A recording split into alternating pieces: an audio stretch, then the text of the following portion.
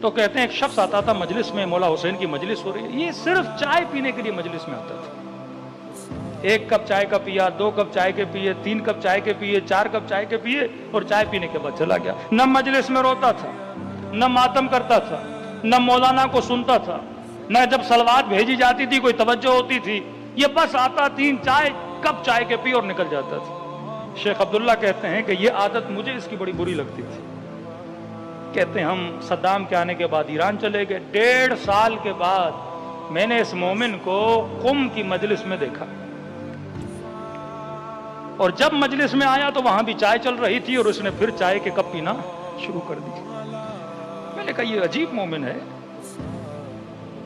کہ نہ مجلس صحیح سے سنتا ہے، نہ کوئی نعرہ مارتا ہے، نہ کوئی صلوات بھیجتا ہے، نہ کوئی ماتم کرتا ہے، چائے پہ چائے پی رہا ہے۔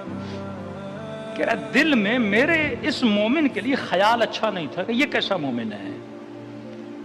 شیخ عبداللہ کہتے ہیں 1.5 سال کے بعد یہ مر گیا۔ اس کی وفات کے 1 سال کے بعد اللہ نے اس مومن کی مجھے برزخ دکھائی۔ ہر کسی کی برزخ نہیں دکھائی جاتی، کیونکہ اس مومن کا خیال میرے دل میں برا تھا، اور تاکہ میں لوگوں کو بتاؤں کسی مومن کے لیے ایسا نہ سوچا کرو۔ اب عالم برزخ میں کیا دیکھتا ہوں کہ برزخ کے باغوں میں سے ایک باغ میں یہ بوڑھا بیٹھا ہے، اور میں تعجب سے پوچھتا ہوں کہ جناب تم نے ایسا کون سا کارنامہ انجام دیا؟ نہ روتے تھے، نہ ماتم صحیح سے کرتے تھے، نہ مجلس میں صحیح سے بیٹھتے تھے، صرف چائے پی کے چلے جاتے تھے۔ یہ جگہ تمہیں کس نے دی؟ کہا شیخ عبداللہ یہ جگہ مجھے حسین نے دی ہے۔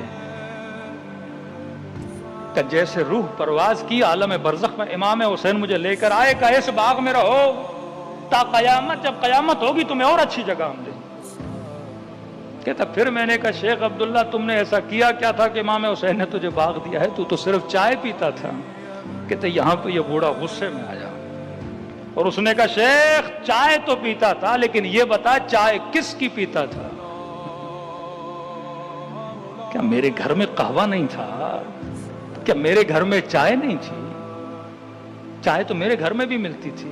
کہ میں صرف مجلس میں حسین کی چائے پینے کے لیے آتا تھا۔ جو اس نیت سے بھی مجلس امام حسین میں آئے کہ میں تھوڑا نیاز کھا کے آ جاؤں، فرماتے امام حسین اس کا بھی اجر ضائع نہیں کرتے۔ اب تصور کرو جو حسین کا ماتم کرے، جو حسین پہ گریہ کرے، جو حسین پہ جان قربان کرے، اس کا اجر امام حسین کیسے ضائع کر سکتے ہیں؟ صلوات پڑھے۔